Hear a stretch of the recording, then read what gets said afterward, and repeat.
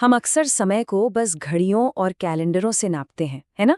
लेकिन कभी सोचा है कि समय का अपना एक व्यक्तित्व, अपनी एक पहचान भी हो सकती है? आज के हमारे इस खास विश्लेषण में हम समय की एक ऐसी रहस्यमय और ब्रह्मांडीय कहानी पर चर्चा करने वाले हैं जो सच में हैरान कर देने वाली है।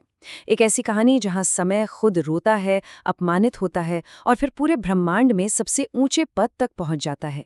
अब सोचिए, क्या हो अगर हिंदू कैलेंडर का सबसे तिरस्कृत, सबसे नकारा हुआ महीना ही दरअसल पूरे साल का सबसे पवित्र समय हो? ये बात सुनने में थोड़ी अजीब लगती है। जो अशुद्ध है वो सबसे ज्यादा दिव्य कैसे हो सकता है? चलिए इसी रहस्य को समझते हैं।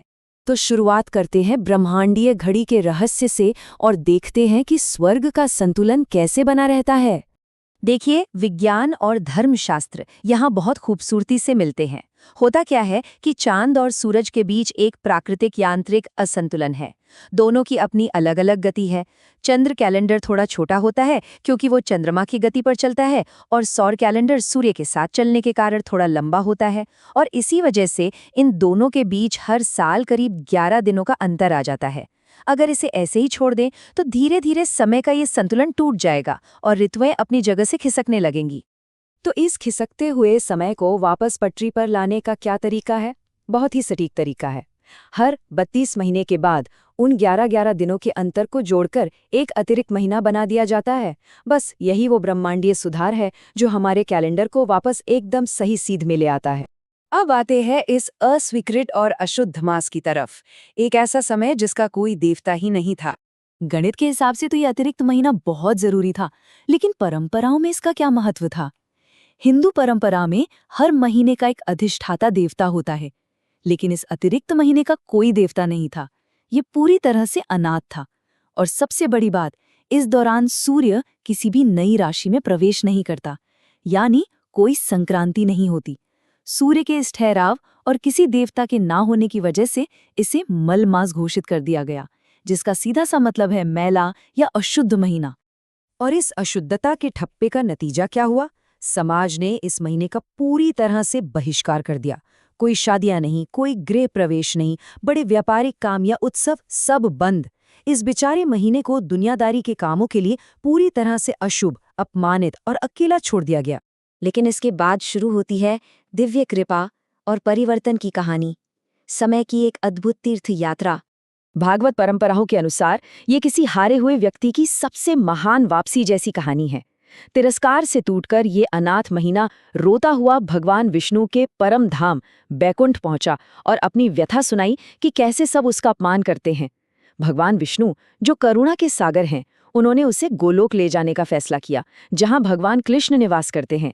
सोचिए, सबसे निचले स्तर के तिरस्कार से लेकर सबसे ऊंचे दिव्य लोक तक का ये सफर कितना अद्भुत है। और यहीं पर कहानी एक बेहद खूबसूरत मोड़ लेती है। भगवान कृष्ण ने उस रोते हुए महीने को अपनाया और घोषणा की, आज से ये महीना मेरे अपने नाम से जाना जाएगा, पुरुषोत्तम मास। पुरुषोत्तम यानी परम दिव्य पुरुष। उन्होंने वरदान दिया कि जो भी इस महीने में पूजा करेगा उसे अपार आध्यात्मिक पुण्य मिलेगा। और बस एक ही पल में सबसे अशुद्ध महीना साल का सबसे पवित्र समय बन गया। अब बात करते हैं आंतरिक शुद्धि और अभ्यास की। कैसे बाहरी पाबंदियां आंतरिक प्रचुरता में बदल जाती हैं। भौतिक और आध्यात्मिक दुनिया के बीच का अंतर यहाँ बिल्कुल साफ दिखता है। भौतिक दुनिया का शोर इस दौरान एकदम बंद रहता है, शादी ब्याह या दिखावे वाले काम नहीं होते। लेकिन दूसरी तरफ ये समय है अपने भीतर मुड़ने का। ये महीना बाहरी उत्सवों के लिए नहीं, बल्कि आंतरिक शुद्धि के लिए बना है। इसलिए भक्ति, उपवास, दान और शास्त्रों के अध्ययन का फल इस दौरान कई गुना बढ़ जाता है। लोग इस समय का उपयोग कैसे करते हैं? विष्णु सहस्त्रनाम या भगवत गीता का पाठ करके, एकादशी का व्रत रखकर, सात्विक भोजन अपनाकर और गरीबों को अन्न वस्त्र दान करके।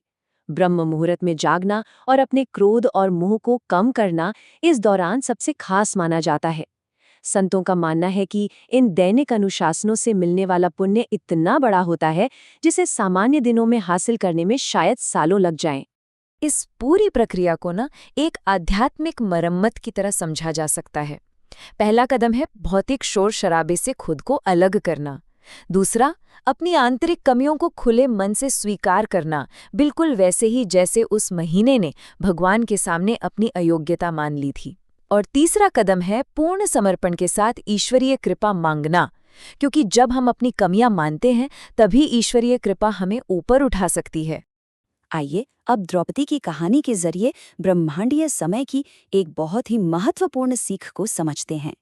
महाभारत से जुड़ी कई पारंपरिक कथाएं बताती हैं कि अपने पिछले जन्म में मेधावती के रूप में द्रौपदी ने इसी पुरुषोत्तम मास के आध्यात्मिक महत्व की अनदेखी की थी। चाहे वो अज्ञानता रही हो या अहंकार, लेकिन ब्रह्मांडीय समय चक्र के इस सबसे पवित्र हिस्से की उपेक्षा करने के कारण उनके जीवन में एक भारी कर्म बंधन बन गया। और इसी कर्मचक्र के परिणाम के रूप में उन्हें कौरवों की सभा में उस भयंकर अपमान का सामना करना पड़ा। लेकिन कहानी यहाँ खत्म नहीं होती। जब पांडव वनवास में थे तो भगवान कृष्ण के ही मार्गदर्शन में उन्होंने इस पवित्र महीने का पूरी श्रद्धा और विनम्रता के साथ पालन किया। इसी तपस्या ने उनका भाग्य बदला, उन्हें ईश्वरीय कृपा वापस मिली और अंततः अपना राज्य भी। यह घटना हमें सिखाती है कि सही समय पर किया गया प्रायश्चित हमारी नियति को बदल सकता है। अंत में बात करते हैं इस अल्टीमेट स्पिरिचुअल रीसेट की, यानी अस्वीकृत के लिए ईश्वरीय करुणा की। इन शब्दों की गहराई को महसूस कीजिएगा। जिस महीने को कोई नहीं चाहता था वो भगवान का सबसे प्रिय बन गया, जिसे तिरस्कृत किया गया वो पवित्र हो गया, और जिसे भुला दिया गया था वो दिव्य हो गया। यही इस पूरी कहानी का असली रहस्य है। ये सिर्फ कैलेंडरों या ग्रहों की चाल का गणित नहीं है, ये हमारे अपने जीवन के बारे में है। अगर समय के एक नकारे हुए अपमानित हिस्से को ईश्वर स्वयं अपना नाम देकर सर्वोच्च बना सकते हैं, तो कोई भी इंसान, कोई भी आत्मा वास्तव में बेकार नहीं है। सच्ची भक्ति और समर्पण से हमारी सबसे बड़ी कमजोरी भी सबसे बड़ी महानता बन सकती है, और पुरुषोत्तम मास हमें यही आध्यात्मिक रीसेट देता है। अब सवाल ये है कि ये मौका फिर कद आ रहा है। अगला पुरुषोत्तम मास वर्ष 2026 में आने की उम्मीद है, यानी हमारी आध्यात्मिक यात्रा को एक नई दिशा देने का ये सीधा और स्पष्ट अवसर बहुत दूर नहीं है। और अंत में एक बहुत ही गहरे विचार के साथ इस चर्चा को यहीं रोकते हैं। अगर एक अनाथ और त्यागे हुए महीने को दिव्यता के सबसे बड़े द्वार में बदला जा सकता है, तो जरा सोचिए 2026 के आते आते एक समर्पित आत्मा के लिए अपने भीतर कौन सा अद्भुत परिवर्तन लाना संभव है। इसी प्रेरणादायक विचार के साथ आज का हमारा यह विश्लेषण यहीं संपन्न होता है। सीखते रहिए और अपने भीतर के ब्रह्मांड को हमेशा समझते रहिए।